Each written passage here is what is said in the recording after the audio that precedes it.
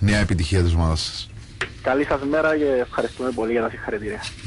Ένα παιχνίδι χθες που επιβλήθηκε από το ξεκίνημα η Ομόνοια και καθάρισε νωρίς. Στο 33 ήταν ήδη 3-0 το σκορ και ήταν πλέον απλά τα πράγματα. Ναι, είναι αλήθεια ότι χθες ήταν την ομάδα που θέλαμε να δούμε για άλλη μια φορά. Μια Ομόνοια να μπαίνει από το ξεκίνημα του αγώνα σοβαρή, συγκεντρωμένη, αποφασισμένη, να επιβάλλει το παιχνίδι της, να φτιάχνει γρήγορους αυτοματισμούς, να παίζει επιθετικό ποδόσφαιρο από το ξεκίνημα, να σκοράρει 3 φορές και να κάνει δικό της το παιχνίδι σχετικά νωρίς.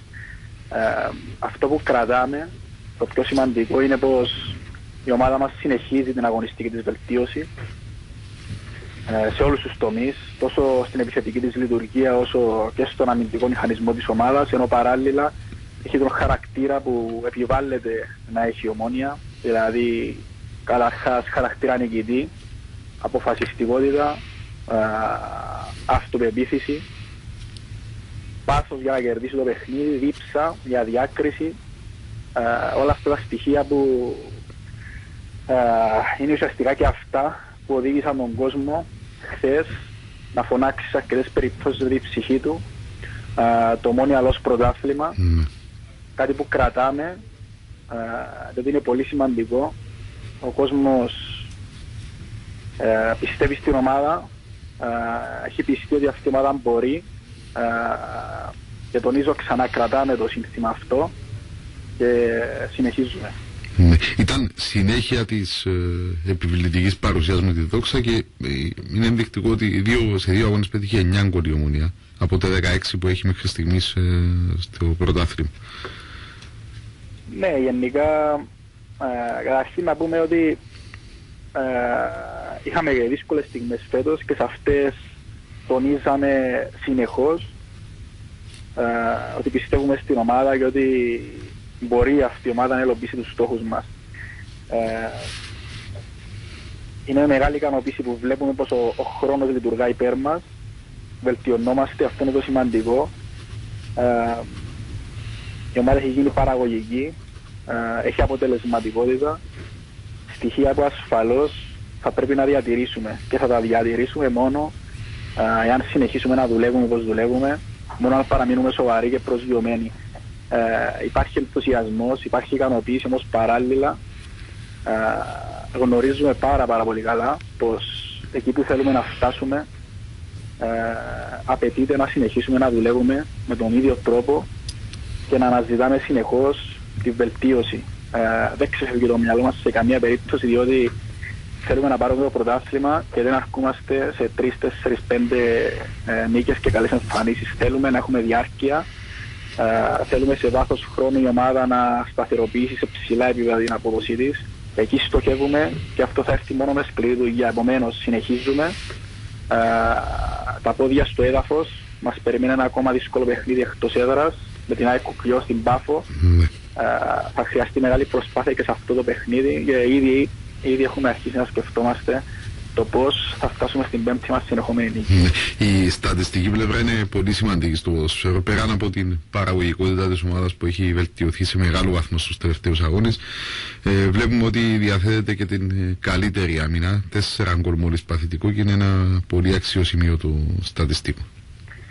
Ναι, είναι σημαντικό για ομάδες που θέλουν να πρωταγωνιστήσουν να έχουν πολύ καλή αμυντική λειτουργία. Έχουμε δουλέψει πάρα πολύ σε αυτό το κομμάτι, διότι είναι γεγονός πως στο ξεκίνημα της σεζόν ψάχναμε τη χημεία μας και σε αυτό το κομμάτι και δυσκολευτήκαμε στα πρώτα μας παιχνίδια. Ωστόσο προσπαθήσαμε καταρχήν να εντοπίσουμε που ήταν το πρόβλημα και δουλέψαμε πάνω σε αυτά που είχαμε δει και ευτυχώς τα αποτελέσματα φαίνονται και στο γήπεδο. Αξίζουν συγχαρητήρια ασφαλώς στην τεχνική ηγεσία και στους ποδοσφαιριστές για τη δουλειά που κάνουν. Όμως το τονίζουμε ξανά. Είναι αυτό που τονίζει και ο προπονητής, αυτό που λένε και οι παίχτες μέσα από τις δηλώσεις τους, ότι ναι, υπάρχει ικανοποίηση, υπάρχει ενθουσιασμός, όμως ο στόχος μας είναι κάτι πολύ πιο μακρινό, το πρωτάθλημα, επομένως για να φτάσουμε εκεί πρέπει να είμαστε όλοι προσγειωμένοι, σοβαροί και να δουλεύουμε ο καθένας από το πόστο του με τον καλύτερο δυνατό τρόπο. Πάντως έτσι προσφέρετε και το πρόγραμμα για να συνεχίσετε και να διευρύνετε το σερί σας με αντιπάλους απέναντι στους οποίους η Ομόνοια θα είναι το φαβορί, όπως και να το κάνουμε έτσι. Το φαβορί η Ομόνοια είναι πάντα. Αυτό είναι ένα δεδομένο. Ενώ δεν έχετε αγώνες ντέρπι στα επόμενα 2-3 παιχνίδια. Ναι, είναι γεγονός ότι στα επόμενα 2-3 παιχνίδια δεν έχουμε ντέρπι, όμως το βατό πρόγραμμα, τις εύκολες νίκες εμείς τις κάνουμε στο γήπεδο και αντίθετα εμείς κάνουμε τα δύσκολα παιχνίδια για τις δύσκολες καταστάσεις εάν δεν είμαστε έτοιμοι και σοβαροί. Για παράδειγμα, ποιος μπορεί να πει πως το παιχνίδι με τη Δόξα εκτός έδρας δεν είναι δύσκολο για οποιαδήποτε ομάδα στην Κύπρο, ή απέναντι στη Σαλαμίνα που κέρδισε ΑΕΛΑΕΚ και δυσκόλεψε το ΑΠΟΕΛ, ποιος μπορούσε να πει ότι αυτό το παιχνίδι δεν είναι δύσκολο? Όμως με την εικόνα μας, με την αγωνιστική μας παρουσία καταφέραμε να πάρουμε νίκες επιβλητικές. Με αυτή τη φιλοσοφία βλέπουμε και τα επόμενα παιχνίδια. Εξαρτώνται από την εικόνα που θα έχει η Ομόνοια στο γήπεδο, αυτό είναι δεδομένο. Γι' αυτό θέλουμε τη μοίρα μας να την ορίζουμε με τον καλύτερο δυνατό τρόπο, να είμαστε έτοιμοι, να είμαστε δυνατοί για να συνεχίσουμε το σερί μας. Βλέπουμε τον Γιώργο Εφραίμ να είναι σε σταθερά πολύ καλή απόδοση τον τελευταίο καιρό. Και έτσι είναι ένας ποδοσφαιριστής που κάνει τη διαφορά και το δείχνει με την παρουσία του μέσα στο γήπεδο. Ναι, και ο Γιώργος, όπως και πάρα πολλοί άλλοι ποδοσφαιριστές, βελτιώνονται από παιχνίδι σε παιχνίδι. Όσον αφορά τον Γιώργο Εφραίμ, είναι και αρχηγός της ομάδας και ένα παιδί πολύ αγαπητό στον κόσμο. Ασφαλώς η εικόνα του αποτελεί βαρόμετρο για την παρουσία της και της υπόλοιπης ομάδας. Ασφαλώς είμαστε ομάδα και σε καμία περίπτωση η Ομόνοια δεν εξαρτάται από τον οποιοδήποτε ποδοσφαιριστή. Όσο καλή και να είναι η απόδοση κάποιου ποδοσφαιριστή, αν το σύνολο δεν αποδώσει όπως πρέπει, τότε δεν θα φτάσουμε εκεί που θέλουμε. Ναι, είναι γεγονός ότι ο Γιώργος απολαμβάνει τον νέο του ρόλο στην ομάδα από τον πόστο του αρχηγού, το χαίρεται αυτό το ρόλο και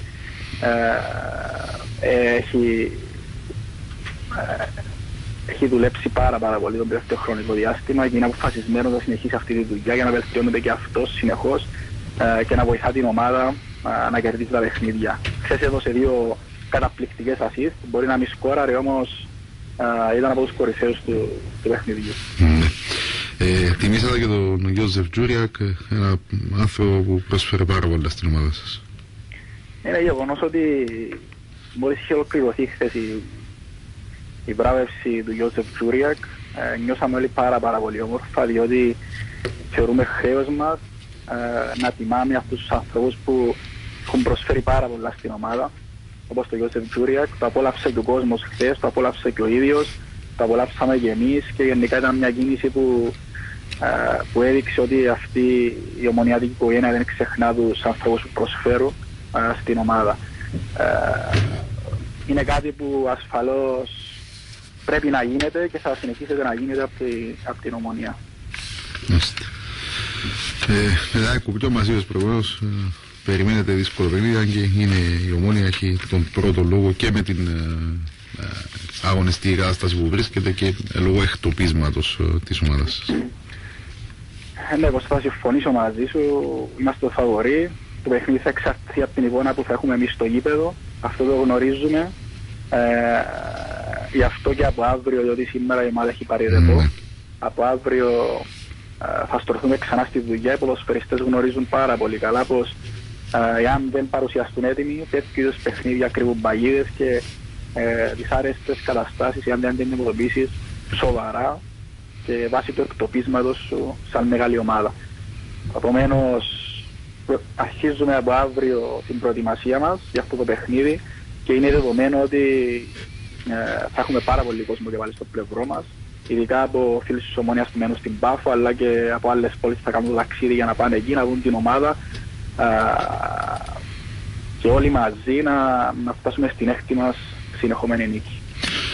Ευχαριστούμε πολύ, Ανδρέα. Καλή σου μέρα. Να είστε καλά, εγώ ευχαριστώ.